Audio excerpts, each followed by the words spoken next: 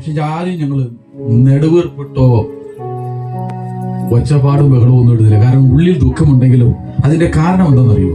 നാളെ കാണുന്നുള്ളൊരു ഉറപ്പാ, നല്ല ഉറപ്പുണ്ട്. ഈ അമ്മച്ചിയെ ഇതുപോലെയല്ല, ഒരു പുത്തൻ ശരീരമായി, രോഗമില്ലാത്ത, ദുഃഖമില്ലാത്ത, മരണമില്ലാത്ത, രോഗത്തിന് തൊടാൻ കഴിയാത്ത ഒരു പുത്തൻ ശരീരത്തോടു കൂടി ഒരു രാജ്യത്തിൽ കാണുമെന്ന് ഉറപ്പുള്ളത് കൊണ്ടാണ് ഞങ്ങൾ ഇവിടെ ശാന്തമായിരിക്കുന്നത്.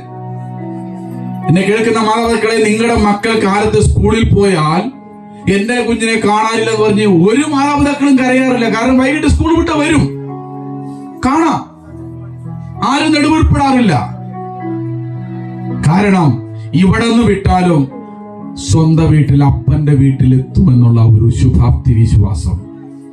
ഒരുപക്ഷെ ഇന്നൊരു 1:15 ഇവിടത്തെ ശുശ്രൂഷകൾ കഴിഞ്ഞ് സെമിട്രിയിൽ പോകും. ഒരുപക്ഷെ പിന്നീട് ഞാൻ ഇവിടെ വരുമ്പോൾ എന്നെ കാണുമ്പോ ഇദ്ദേഹം അല്ല എന്നതൊക്കെ പറഞ്ഞ് എന്ന് ഒരുപക്ഷെ നിങ്ങൾ തമ്മിൽ പറഞ്ഞേക്കാം. പക്ഷെ ഇവിടെ കേൾക്കുന്ന വാക്കുകൾ ആർക്ക് വേണ്ടിയാണ്, എന്തിനു വേണ്ടിയാണെന്ന് നിങ്ങൾ ആരും മറന്നു പോകാതിരിക്കട്ടെ. നമ്മളെ സ്വർഗത്തിലെത്തിക്കാൻ സ്വർഗത്തിൽ നിന്ന് വന്ന ഒറ്റ ഒരുത്തനേ ഉള്ളൂ. അവന്റെ പേരാണ് നസറയനായ യേശു ക്രിസ്തു. അവൻ മാത്രമേ മനുഷ്യന്റെ പാപ പരിഹാരം നിവർത്തി വരുത്തിയിട്ടുള്ളൂ. സ്വർഗത്തിൽ നിന്ന് വന്ന് സ്വർഗത്തിലേക്ക് പോയവരും അവൻ മാത്രം. ഇന്ന് ലോകം കണ്ട മഹാരഥന്മാരെല്ലാം മരണം കൊണ്ട് അവരുടെ കല്ലറയിൽ അടഞ്ഞു കിടക്കുമ്പോൾ ഇംഗ്ലണ്ടിൽ പോയി കഴിഞ്ഞാൽ അറിയാം, അവിടത്തെ വലിയ വലിയ ആളുകൾ മരിച്ച അവരുടെ കല്ലറകൾ ഇന്നും അടഞ്ഞു കിടക്കുക. അതാരും തുറക്കാറില്ല. പക്ഷെ ലോകത്തിൽ ആരും തുറക്കാതെ തുറക്കപ്പെട്ട ഒരൊറ്റ കല്ലറയുണ്ടെങ്കിൽ അത് യേശു കർത്താവിന്റെ കല്ലറ മാത്രമേ ഉള്ളൂ. അവിടെ ഇങ്ങനെ എഴുതി വെച്ചിരിക്കുന്നു, അവൻ ഇവിടെ ഇല്ല, അവൻ ഉയർത്തെഴുന്നേറ്റിരിക്കുന്നു എന്ന്.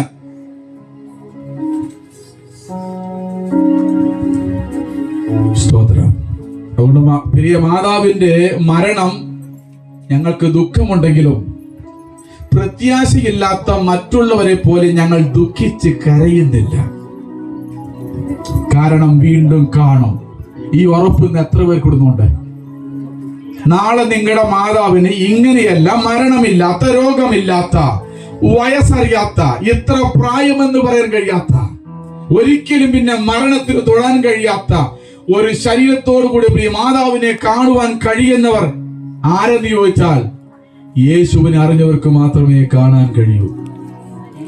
ഞാനൊരു വർഷങ്ങൾക്ക് മുമ്പ് നടന്നൊരു സംഭവം പറയാം. മൈ ഡിയർ കുട്ടിച്ചാത്തൻ ഒരു സിനിമ വന്നു, 3D ഫിലിം. ആ ഫിലിം കാണണമെങ്കിൽ അവർ ഒരു സ്പെക്സ് തരും, ഒരു ഗ്ലാസ്. ഞാൻ കണ്ടിട്ടുണ്ട്. ആ ഗ്ലാസ് വെച്ചെങ്കിൽ മാത്രമേ ആ ഫിലിം കാണാൻ കഴിയുള്ളൂ. കണ്ടവരടുത്തുണ്ടോ? ഉണ്ടായിരിക്കും. ആ ഗ്ലാസ് ഊരി നിങ്ങളൊന്ന് കണ്ടു നോക്കിയേ, നിങ്ങൾക്കൊന്നും മനസ്സിലാവില്ല. ഇത് തന്നെയാ പറഞ്ഞത്, ക്രിസ്തുവിനെ അറിഞ്ഞവർക്ക് മാത്രമേ സ്വർഗരാജ്യം എന്തെന്ന് അറിയൂ. ക്രിസ്തുവിനെ കൂടാതെ ദൈവരാജ്യമില്ല, സ്വർഗരാജ്യമില്ല, പരദീസയില്ല. കാരണം അവിടെ നിന്ന് വന്നവൻ ഒരുത്തൻ മാത്രം, തിരിച്ചവിടേക്ക് പോയവനും ഒരുത്തൻ മാത്രം. അതുകൊണ്ട് ഒരൊറ്റ വഴിയേ ഉള്ളൂ. ദൈവരാജ്യം പ്രാപിക്കണമെങ്കിൽ യേശു ക്രിസ്തുവിനെ സ്വന്തം രക്ഷിതാവായി സ്വീകരിക്കുക. ഹല്ലേലൂയ. ഞാൻ നേരത്തെ ഒരു പദം പറഞ്ഞുവല്ലോ, ഞാൻ എന്തുകൊണ്ടാണ് യേശുവിനെ സ്നേഹിക്കുന്നതെന്ന്. എന്റെ ഒഫീഷ്യൽ നെയിം ബിജു ശിവൻ എന്നാ. എന്റെ ഫാദറിന്റെ പേര് ശിവൻ എന്നാ. എന്റെ അച്ചാച്ചന്റെ പേര് നാരായണൻ ആചാര്യ എന്നാ. ഞങ്ങളൊരു വിശ്വകർമ്മ കുടുംബം. ഞാൻ സ്വർണം പണിക്കാരായിരുന്നു ഞാൻ. എന്റെ ഫാദർ ബാങ്കിന്റെ രജിസ്ട്രാറായിട്ട് 97 റിട്ടയർഡ് ആയതാണ്. കഴിഞ്ഞ ജനുവരി 2025 ജനുവരി 1 എന്റെ പിതാവ് മരിക്കുന്നത്. ഞങ്ങൾ നാട്ടിൽ അറിയപ്പെടുന്ന ഒരു കുടുംബമാണ്. 62 ഞങ്ങൾക്ക് സ്വന്തമായിട്ട് ഞങ്ങളുടെ വരന്തരപ്പള്ളിയിൽ ആദ്യത്തെ സ്വർണ്ണ ജ്വല്ലറി ഉള്ളത്, സ്വർണ്ണക്കടയുള്ളത് ഞങ്ങൾക്കാണ്. നാരായണൻ തട്ട എന്ന് പറഞ്ഞാൽ ആ നാട്ടിൽ അറിയപ്പെടാത്തവരാരുമില്ല. ആ നാരായണൻ തട്ടന്റെ മൂത്ത മകനായിരുന്നു എന്റെ ഫാദറായ ശിവൻ. ഏറെക്കുറെ നിങ്ങൾക്ക് മനസ്സിലാക്കാണും ഇതെന്താ പരിവന്ന്. വരപ്പുറത്ത് നാരായണൻ മകൻ ശിവൻ മകൻ ബിജു ശിവൻ ഇവിടെ നിന്ന് പ്രസംഗിക്കുന്നെങ്കിൽ അതിന്റെ പുറകിൽ ഒരു കഥയുണ്ട്, ഒരു ചരിത്രമുണ്ട്. ആ ചരിത്രത്തിന്റെ ആദ്യ കണിയാണ് യേശു ക്രിസ്തു. എന്റെ 22ാമത്തെ വയസ്സ്, ഞാൻ 90 മുതൽ എന്റെ വീട്ടിൽ സ്വർണ്ണപ്പണി എടുക്കുക. എന്റെ പീടിയിൽ കഴിഞ്ഞപ്പോൾ എനിക്ക് സ്വർണ്ണപ്പണിയോട് വലിയ താല്പര്യം. ബാല്യം മുതലേ എനിക്ക് ആ പണി അറിയുന്നതുകൊണ്ട് എൻ്റെ ഒരു താല്പര്യം, എനിക്ക് തുടർന്ന് ഡിഗ്രി പഠിക്കണമെന്നൊന്നും വലിയ താല്പര്യമൊന്നുമില്ല. പക്ഷെ എൻ്റെ അച്ഛൻ്റെ താല്പര്യം ഞാനൊരു ഗ്രാജുവേറ്റ് ആകണമെന്ന് നമുക്ക് വലിയ താല്പര്യമുണ്ടായിരുന്നു. കാരണം എൻ്റെ അപ്പൻ പഴയ കേരളവർമ്മ യൂണിവേഴ്സിറ്റിയിൽ ബികോം ഫസ്റ്റ് ക്ലാസ്സുകാരനായിരുന്നു, പാസ്സായ ആളാണ്. അപ്പോൾ കുറച്ചും കൂടെ പഠിച്ചാൽ നന്നായിരിക്കുന്നു വലിയ താല്പര്യമുള്ള ആളായിരുന്നു. ശരിക്കും ബിസിനസ് ആയിരുന്നു താല്പര്യം. ഞാൻ 90 മുതൽ എൻ്റെ വീട്ടിൽ ഞാൻ സ്വർണ്ണപ്പണി എടുത്തുകൊണ്ടിരിക്കുന്ന സമയത്താണ് എനിക്ക് മാരകമായൊരു രോഗം വന്നത്. TB എന്ന് പറയും. എൻ്റെ വീട്ടിൽ ആരും മദ്യപിക്കാറില്ല, എൻ്റെ പിതാവ് പുകവലിക്കാറില്ല. അങ്ങനെ യാതൊരു ദുശീലങ്ങളും ഇല്ലാത്തൊരു കുടുംബത്തിൽ ജനിച്ചു വളർന്നുകൊണ്ട് എനിക്ക് ഈ വക ശീലങ്ങളെ കുറിച്ച് വലിയ താല്പര്യമില്ല, കഴിക്കാറുമില്ല. പക്ഷെ എനിക്ക് ഇതിന്റെ 4th സ്റ്റേജായി ലെഫ്റ്റ് ലങ്സിൽ ഏകദേശം 78% ക്യാവിറ്റി വന്ന് ദ്രവിച്ചു പോയി. ഇതിനകത്ത് ഇപ്പോൾ ഉള്ളത് വേറെ സാധനം. ആ സമയത്ത് ഞങ്ങൾ ഒരു ഹൈന്ദവ വിശ്വാസത്തിൽ ജനിച്ചു വളർന്ന് ചെറുപ്പം മുതലേ അമ്പലവും കാര്യങ്ങളും. എൻ്റെ അച്ചാച്ചൻ്റെ ഒരു അനിയൻ ജ്യോത്സ്യനായിരുന്നു. ഒരാള് ഞങ്ങളുടെ സ്വദേശം ഏറ്റുമാനൂർ ഒരു കോട്ടയമാണ്. അവിടെ സ്വന്തം ഞങ്ങളുടെ കുടുംബ അമ്പലമുണ്ട്. അവിടുത്തെ അമ്പലത്തിലെ കാര്യങ്ങൾ നോക്കുന്നത് ഒരു അച്ചാച്ചൻ്റെ വേറൊരു അച്ചാച്ചനാണ്. അപ്പൊ അങ്ങനെയൊക്കെ വലിയ ഒരു സംവിധാനത്തിൽ ജീവിച്ചു വന്ന ഒരു സാഹചര്യത്തിൽ എനിക്ക് പെട്ടെന്ന് ഈ രോഗം വന്നപ്പോൾ ഞങ്ങളുടേതായ രീതിയിലുള്ള കാര്യങ്ങളൊക്കെ അന്ന് ചെയ്യേണ്ടതൊക്കെ ചെയ്തപ്പോൾ എൻ്റെ ജാതകം നോക്കിയപ്പോൾ അഷ്ടമത്തിൽ ചൊവ്വയും ഗുളികനാന്ന് പറയും. നിങ്ങൾക്ക് അറിയുന്നവർക്ക് ഒരുപക്ഷെ അറിയാതിരിക്കാം. നിങ്ങളുടെ വീട്ടിൽ ഒരു അകാല മരണമുണ്ട്, പ്രതിവിധിയില്ലെന്ന് പറഞ്ഞു. ഞാൻ തന്നെ ആകുമ്പോൾ പിന്നെ പ്രശ്നമില്ലല്ലോ പറയാം. അകാല മരണമുണ്ട്, പ്രതിവിധിയില്ലെന്ന് പറഞ്ഞു. ഞങ്ങൾക്കറിയാവുന്ന എല്ലാ കാര്യങ്ങളും എല്ലാ സ്ഥലങ്ങളിലും പോയി ഞങ്ങൾ എല്ലാം ചെയ്തിട്ടും എൻ്റെ രോഗത്തിന് യാതൊരു ശമനവും ഉണ്ടായില്ല. എനിക്ക് ഡോക്ടർ പറഞ്ഞത് 6 മാസ സമയമാണ്. 6 മാസമേ ഇവന് ഈ ഭൂമിയിൽ ജീവിക്കാൻ സാധ്യതയുള്ളൂ. അന്ന് 22 വയസ്സുള്ള എനിക്ക് 80 കിലോ ഭാരമുണ്ടായിരുന്നു. ഏവറേജ് എനിക്ക് അസുഖം വന്നിട്ട് വിത്തിൻ 1 വീക്കിൽ ഞാൻ 40 കിലോ കുറഞ്ഞു. എൻ്റെ ചെസ്റ്റൊക്കെ ഇങ്ങനെ ബെൻഡായി, കണ്ണൊക്കെ കുഴി പോയി, കവളൊക്കെ ഒട്ടി. എന്നെ കണ്ടാൽ ഒരു മനുഷ്യൻ തിരിച്ചറിയാത്ത, ചുമച്ചാൽ ഉടനെ ചോര ഛർദ്ദിക്കുന്ന, ക്ലോട്ടിംഗ് ബ്ലഡ് ഛർദ്ദിക്കുന്ന ഒരു അനുഭവത്തിൽ 5.5 മാസം ക്വാറന്റൈനായിരുന്നു ഞാൻ. 2021 കൊറോണ വന്നപ്പോൾ നമ്മളൊക്കെ 10 ദിവസവും 7 ദിവസവും 15 ദിവസമൊക്കെ ക്വാറന്റൈനിലായിരുന്നു. ഞാൻ 5.5 മാസമായിരുന്നു ഐസൊലേറ്റഡ് ആയിരുന്നു. ആർക്കും എൻ്റെ റൂമിൽ വരാൻ പാടില്ല. എൻ്റെ റൂമിൽ എൻ്റെ അമ്മ മാത്രമേ വരുള്ളൂ. എനിക്ക് കാലത്ത് ബ്രേക്ക്ഫാസ്റ്റ് തന്നാൽ ആ പാത്രവും ഗ്ലാസും സ്റ്റെറിലൈസ് ചെയ്താൽ ഉപയോഗിക്കാൻ പാടില്ല. ഗ്ലൗസ് ഇടണം, മാസ്ക് ഇടണം. അതിനൊരു സൊല്യൂഷൻ ഉണ്ട്. അങ്ങനെ ഏകദേശം ഒരു 5.5 മാസത്തോളം ഞാൻ രോഗത്തിന്റെ അവസ്ഥയിൽ ആരുമായിട്ട് സമ്പർക്കമില്ലാതെ ഇപ്പോൾ ഈ അവിടെ നിൽക്കുന്നത് പോലെ ഒറ്റപ്പാളി ജനലാണ് ഞാൻ കിടക്കുന്ന റൂമിൽ. ഒറ്റ ജനലുള്ളൂ, ഒറ്റപ്പാളിയുള്ളൂ. ആ ജനലും തുറന്നിട്ട് ആ ഭാഗത്ത് കാണുന്ന ദൃശ്യമല്ലാതെ പുറത്തൊന്ന് കാണാൻ എനിക്ക് അനുവാദമില്ല. ആരുമായി സംസാരിക്കാൻ അനുവാദമില്ല. ജീവിതത്തിൽ എല്ലാ വഴികളും അസ്തമിച്ചു. ഇനി മരണമാണ് നല്ലതെന്ന് പറഞ്ഞ് ആത്മഹത്യ ചെയ്യാൻ ഒരു ചെറിയ ശ്രമവും കൂടെ നടത്തി. പിന്നെ എനിക്ക് തോന്നി, എനിക്ക് താഴെ അനിയനുമുണ്ട്, അനിയത്തിയുമുണ്ട്. നാളെ ചേട്ടൻ ആത്മഹത്യ എന്നൊരു അപവാദം കേൾക്കുന്നത് നന്നല്ലല്ലോ. അതിന് ശ്രമിച്ചില്ല. അങ്ങനെ 5.5 മാസം കഴിഞ്ഞ് 94 ആഗസ്റ്റ് മാസം 9-ാം തീയതി തൃശ്ശൂർ കോപ്പറേറ്റീവ് ഹോസ്പിറ്റലിലെ പൗലോസ് ജോലി ചെയ്ത ഡോക്ടറാണ് ട്രീറ്റ്മെന്റ് എടുത്തത്.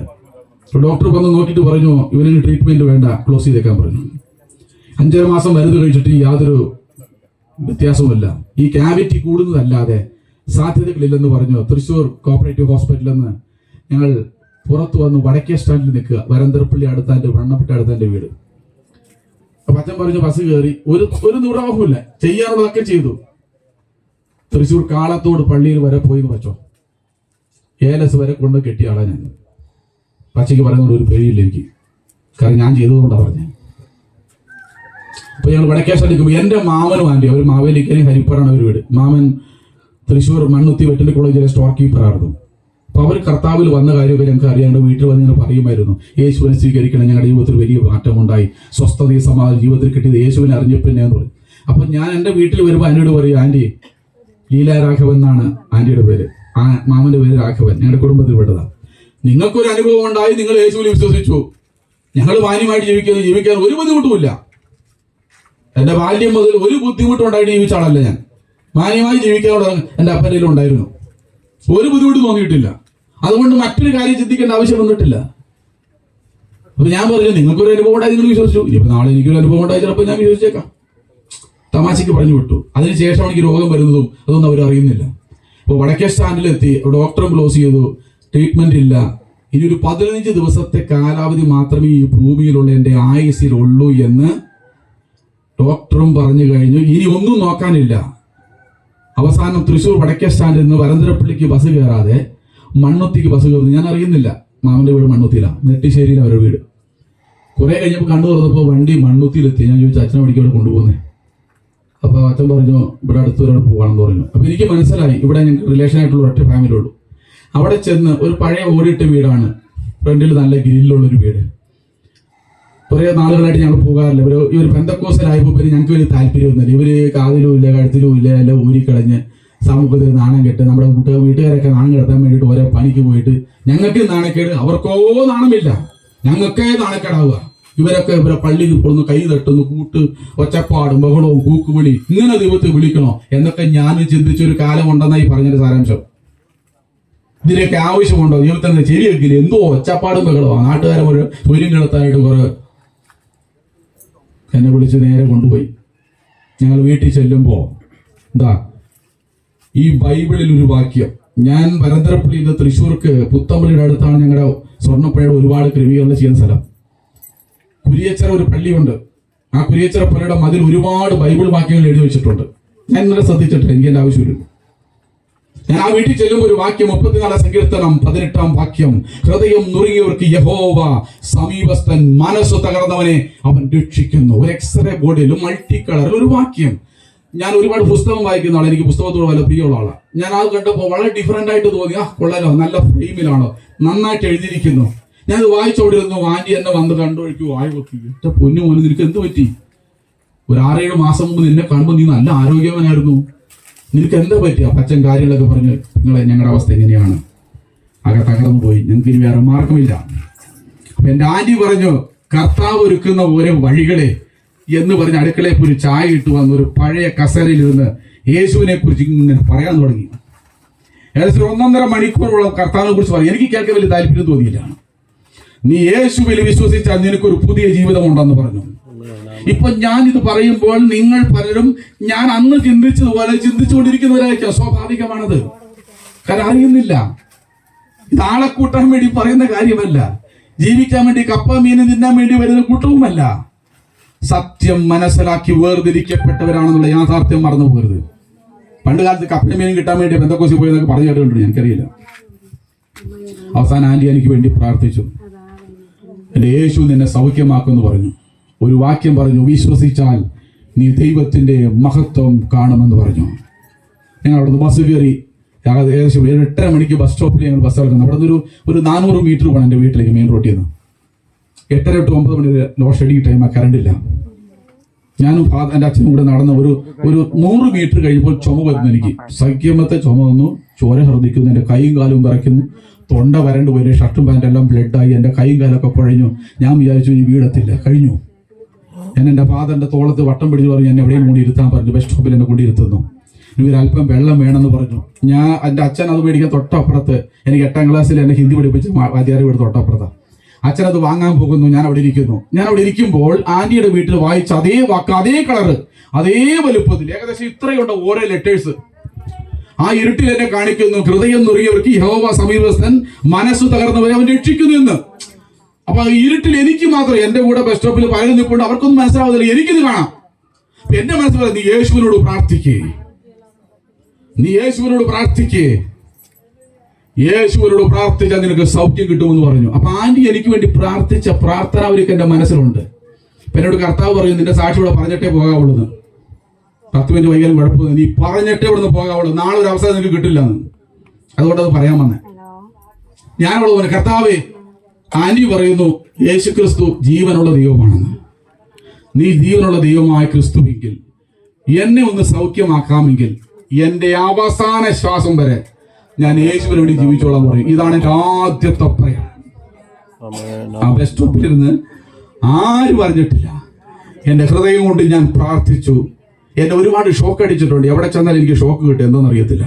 എന്നെ വല്ലാതെ ഷോക്ക് അടിക്കുന്നവരും പെട്ടെന്ന് ഞാൻ വിശർത്താകെ വല്ലാതെ വേഗം വെള്ളം കൊണ്ടിരുന്ന് കുടിക്കുന്നു. തൊട്ടടുത്തുള്ള ഫാമിലി ഡോക്ടർ അടുത്ത് പോകുന്നു. ഡോക്ടർ പറഞ്ഞു, ഇവന്റെ കംപ്ലീറ്റ് ടോട്ടൽ ഹിസ്റ്ററി അറിയാതെ എനിക്കൊരു ഗുളിക പോലും തരാൻ പറ്റില്ല പറഞ്ഞു. അങ്ങനെ വീട്ടിൽ വന്നു, കുളിച്ചു. എനിക്ക് അസാധ്യമായ വിശപ്പ്. അന്ന് ഞാൻ എൻ്റെ ബ്രേക്ക്ഫാസ്റ്റ് തന്നെ 15-16 ഇഡ്ഡലി കഴിക്കും. അന്നത്തെ 20 തിന്നാലും തിന്നുന്ന സൈസ് പ്രായമായിരുന്നു. ഒരു ഇഡ്ഡലി പോലും തികച്ച് തിന്നാൻ പറ്റാതെ എത്രയോ മാസങ്ങൾ ഞാൻ നിലവിളിച്ച സമയമുണ്ട്. വീട്ടിൽ വന്നു, ഞാൻ കുളിച്ചു. എനിക്ക് അസാധ്യ വിശപ്പ്. അന്ന് മത്തി വറുത്തതുണ്ടായിരുന്നു. നന്നായിട്ട് ഭക്ഷണം കഴിച്ചു. രാത്രി ഞാൻ ഉറങ്ങാറില്ല. ഈ പേ പിടിച്ച പോലെ റൂമിൽ അങ്ങോട്ടും ഇങ്ങോട്ടും നടക്കും. വെറുതെ ഒന്നല്ല ഞാൻ ഈ പ്രസംഗിക്കുന്നത്, മറ്റൊരാളുടെ കഥയല്ല, എൻ്റെ സ്വന്തം കഥയാണ്.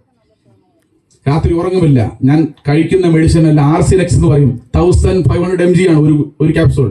3 എണ്ണം കാലത്ത്, 3 എണ്ണം രാത്രി. വേറെ കുറെ ടാബ്ലറ്റ്സ്, 3 സിറപ്പ്. ഇതെല്ലാം കുടിച്ചു കഴിഞ്ഞാൽ എൻ്റെ കുടല് വേകുന്നത് എനിക്കറിയാം, കരിഞ്ഞു പോകും. 1500 mg ആണ് ഒരു ക്യാപ്സൂൾ. 5.5 മാസം കഴിച്ചപ്പോൾ എൻ്റെ കോലം എന്താവുമെന്ന് നിങ്ങൾ ചിന്തിച്ചാൽ മതി. ഞാൻ ഭക്ഷണം കഴിച്ചു, ശാന്തമായി ഉറങ്ങുന്നു. ഏകദേശം 2:45 മണി വരെ, പ്രഭാതം വരെ എൻ്റെ അപ്പനമ്മയെ നോക്കി നിന്നു. ഇവൻ മരിക്കുവോ ഇല്ലയോ എന്ന്. കാരണം ഇങ്ങനെ ഉറങ്ങുന്നൊരു ശീലമില്ല. നേരം വെളുത്ത് എനിക്ക് പനിയില്ല, എനിക്ക് ശരീരത്തിൽ പ്രശ്നങ്ങളൊന്നുമില്ല, ചുമയില്ല. ഞാനൊരു നോർമൽ ഫിസിക്കൽ കണ്ടീഷനിലേക്ക് എത്തിയതായിട്ട് എനിക്ക് തോന്നി. ഞാൻ ചെണ്ടു പറഞ്ഞു, അച്ഛാ ഇന്നലെ നന്നായിട്ട് ഞാൻ ഉറങ്ങി, ഞങ്ങൾ ശ്രദ്ധിച്ചു മോനെ എന്ന് പറഞ്ഞു. വേഗം തന്നെ ഇന്നലെ വരെയുള്ള എൻ്റെ ഡിസ്ചാർജ്, എൻ്റെ ട്രീറ്റ്മെന്റ് ക്ലോസ് ചെയ്ത് എൻ്റെ കംപ്ലീറ്റ് ഡീറ്റെയിൽസ് എടുത്ത് വീണ്ടും ഹോസ്പിറ്റലിൽ പോകുന്നു. ഇന്നലെ എൻ്റെ എക്സ്റേ എടുത്തതാ. 78% ക്യാവിറ്റി വന്ന് ലെഫ്റ്റ് ലങ്സ് ദ്രവിച്ചു പോയത് ഡോക്ടർ സർട്ടിഫൈ ചെയ്തതാണ്. ചെല്ലുന്നു, ഡോക്ടർ എന്നെ ജനറലായിട്ട് പരിശോധിച്ച് പറഞ്ഞു, ഇപ്പൊ നിനക്ക് വലിയ പ്രത്യേകിച്ചുള്ള പ്രശ്നങ്ങളൊന്നും തോന്നുന്നില്ലോ. ബ്ലഡ് ടെസ്റ്റ് ചെയ്ത് എക്സ്റേ എടുക്കുക, ചെസ്റ്റ് എക്സ്റേ എടുക്കുക, അതെടുക്കുക. ഒരു 3 മണിക്കൂർ കഴിഞ്ഞ് എല്ലാ റിപ്പോർട്ടും കൊണ്ട് വന്നിട്ട് ലൈറ്റ് ബോർഡിൽ ഇട്ട് ഇടത്തേക്ക് ഓൺ ചെയ്തു. ഇന്നലത്തെ എക്സ്റേ എവിടെ വെച്ചു ഇട്ടു, ഓൺ ചെയ്തു. ഇപ്പൊ എടുത്തു ഇട്ട് നോക്കി. പുള്ളി ഇങ്ങനെ മാറ്റി ഇടുന്നു. ഇന്നലത്തെ റിപ്പോർട്ടും ഇന്നത്തെ റിപ്പോർട്ടും ഇങ്ങനെ മാറ്റി നോക്കുക. അപ്പൊ എന്നെ വിളിച്ച് അടുത്തെടുത്തിട്ട് ചോദിച്ചു, എന്റെ തോളത്ത് കേട്ടുള്ളൂ, വാട്ട് ഹാപ്പൻ യു, നിനക്ക് എന്താ പറ്റിയ? ഞാൻ പറഞ്ഞു, പ്രത്യേകിച്ച് ഒന്നും പറ്റിയില്ല. ഇല്ല, സംതിങ്, നിനക്ക് എന്തോ സംഭവിച്ചിട്ടുണ്ട്, പറയാൻ പറഞ്ഞു. ഞാൻ ഒറ്റ മറുപടി പറഞ്ഞു. അദ്ദേഹത്തിന് ഒരു പൗലോസ് ചോർന്ന RC ക്രിസ്ത്യൻ അദ്ദേഹം. ഞാൻ പറഞ്ഞു, ഇന്നലെ രാത്രി 8:30 ആയപ്പോ ഞാൻ എൻ്റെ യേശുവിനോട് പ്രാർത്ഥിച്ചറിഞ്ഞു പറഞ്ഞു. അദ്ദേഹം കുറച്ചു നേരത്തേക്ക് ഒന്നും മിണ്ടുന്നില്ല, നിശബ്ദനായിരുന്നിട്ട് പറയാ, ഇനി നീ പൊക്കോളൂ. നിനക്ക് ആ രോഗത്തിന്റെ യാതൊരു സിംറ്റംസുമില്ല. നിനക്കിപ്പോൾ 22 വയസ്സുള്ള ഒരു യൗവനക്കാരന് എത്ര ഓക്സിജൻ പൗഡ് ചെയ്യാൻ കഴിയുമോ ആ കഴിയുന്ന ഒരു പുതിയ ശ്വാസകോശം കർത്താവ് നിനക്ക് തന്നിട്ടുണ്ട്. 31 വർഷമായി ഇന്നും ഞാൻ ജീവനോടെ തന്നെ ഉണ്ട്. അന്നു മുതൽ ഞാൻ വിശ്വസിക്കുന്നതും ഞാൻ ആരാധിക്കുന്നതും എന്റെ യേശുവിനെ മാത്രമാണ്. അതിന് എത്ര കാലം എനിക്ക് തന്നാലും യേശുവിനോട് മാത്രമായിരിക്കും എന്റെ കടപ്പാട്. അകാലത്തിൽ പൊലിയേണ്ട പ്രജയെന്ന് പറഞ്ഞവനാണ് 31 വർഷമായി യേശുവിനെ സേവിക്കുന്നത്. നിങ്ങൾ എന്തിനെ തെരഞ്ഞെടുക്കുന്നു? നിങ്ങളൊരു കടയിൽ ചെന്ന് 20 രൂപ കൊടുത്ത് 1 കിലോ തക്കാളി വാങ്ങുമ്പോൾ അതിലൊരു ചീഞ്ഞ തക്കാളി കണ്ടാൽ നിങ്ങൾ മാറ്റിയിടുമല്ലോ? മാറ്റും. നിങ്ങൾ കൊടുക്കുന്ന 20 രൂപയ്ക്കുള്ള മൂല്യം അനുസരിച്ച് തത്തുല്യമായിട്ടുള്ള നല്ല സാധനങ്ങൾ നിങ്ങൾക്ക് ലഭിക്കണമെന്ന് നിങ്ങൾ ആഗ്രഹിക്കുന്നെങ്കിൽ നിങ്ങളുടെ ഈ ആയുസ് കൊണ്ട് നിങ്ങൾ ഓടിയിട്ട് നിങ്ങൾ നേടാൻ പോകുന്നത് എന്താണ്? നാശമാണോ, നരകമാണോ, അതോ സ്വർഗമാണോ?